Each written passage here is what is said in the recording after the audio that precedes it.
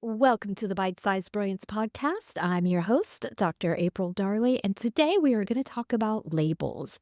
Do you like them or not? And by labels, I mean anything that has to do with your identity, being labeled. So if you're like most people, you fall into one of two camps. Number one is, I don't really like labels. Number two is, well, it depends. Sometimes they're okay and sometimes they're not. For example, we're in tax season right now, and when you pay your taxes, you want to be labeled in the IRS system that, yes, I have paid my taxes. Show it up in there. So labels can be a good thing, but often when it applies to identity, this is where we bristle a little bit. So if you're one of those people that says, no, I don't like any labels, well, guess what? Your brain does. There's a portion of your brain, your survival brain, and this piece of the brain controls your fear response: fight, flight, freeze, fawn. And this brain's whole job is really to make sure that you have everything you need for your safety, your survival.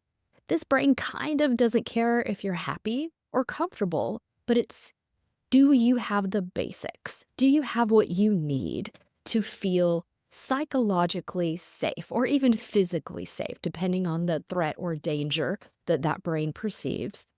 So when it comes to a label, there's a piece of you that can bristle. Because if it's someone else trying to apply a label to us, how can they really know us? Because they're not us. But the reason that piece of your brain enjoys labels is because labels create order. Order creates routine. Routine creates safety to that piece of the brain. So, to the survival brain, yes, labels are great as long as they keep you safe. Now, when you're labeled something that goes against your own self created identity, and these could be things like gender, voting preference, religious preference, or are you an artist or an intellectual? Are you both, right? So you have some idea of your own self identity and you've created labels that go along with that. Anytime you go, I am a, you are about to label yourself with something. I am a artist. I am a taxpayer. I am a voter. I am a female. I'm a male.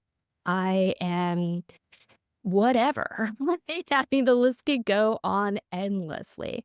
So we do that to create a systemic sense of order within our own selves. And you can also say, I am a person who rejects all labels, but your brain will view that as you are self labeling as someone who rejects labels. So your brain will still assign you a label of the maverick or the rebel, right? So we're not going to be able to avoid being labeled. But the things that cause us the most frustration or make us feel unsafe are those labels applied by other people that go against what we have wanted or created for ourselves. And that's really where the psychological disconnect comes and the emotional disconnect, because this is where we start to label things as, you don't know me. That's unfair. That's not correct. You don't understand. And all of those things are true because nobody knows you better than you. But your brain does use a filing system that involves labels to help you create a strategy for yourself, to help you create a sense of psychological safety.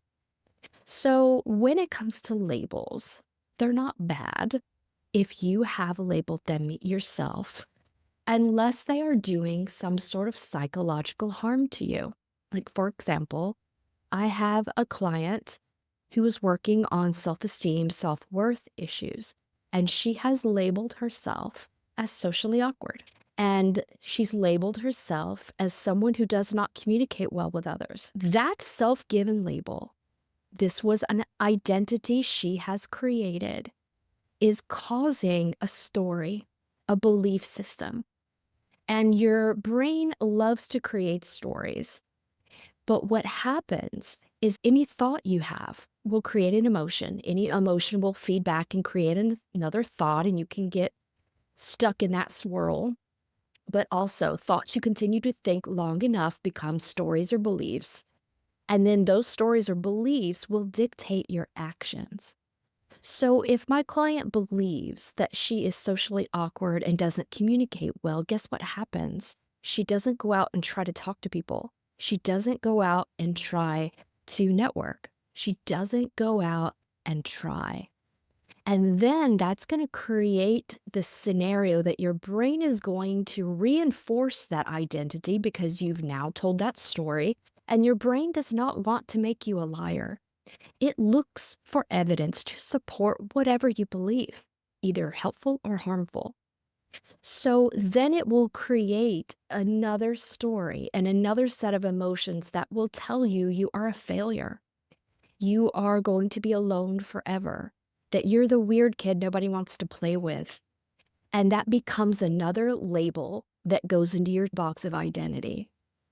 But these are labels that are harmful to you, and they're just as harmful to you as if someone else outside of you had applied it to you. Only this time, you're the bully. You're the enemy. You're the one who is not allowing yourself full expression of your identity. Now, the good news is that stuff can be completely rewired.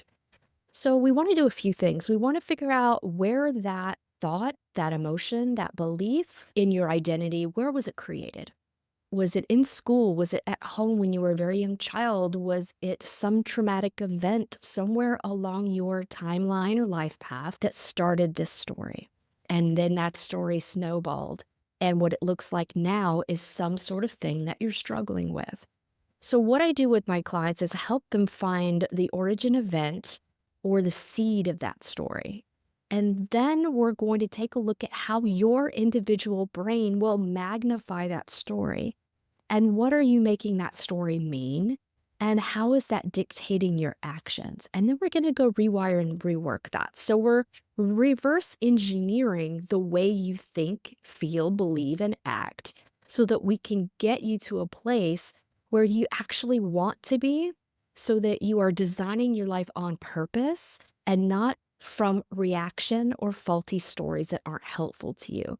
So, if that sounds like something that you resonate with or that you're interested in talking about a little bit more, head over to my website, aprildarley.com, and you can book a free 20-minute phone consultation with me. And we're going to talk about, what are you struggling with right now? And I'm going to show you and I'm going to tell you which one of your brains, because I use a three-brain system, which one of your brains is causing the trouble. And I'm going to give you some ideas about where that came from. And then I'm going to talk to you about how I can help you rewire that using my bespoke brain system. So head on over to aprildarley.com, book your free consultation. It's only 20 minutes by phone. You can do it anywhere in the world. And I look forward to helping you reverse engineer and label yourself how you want to be, even if you label yourself as someone who is a maverick or a rebel that rejects all labels. That's okay too. But I just want you to be the happiest, healthiest person that you can be and to feel psychologically safe and physically safe, mentally, emotionally, spiritually, energetically safe in the world you are creating for yourself. All right, my friends, I'm sending you so much love and success, and I will see you next week. Bye bye.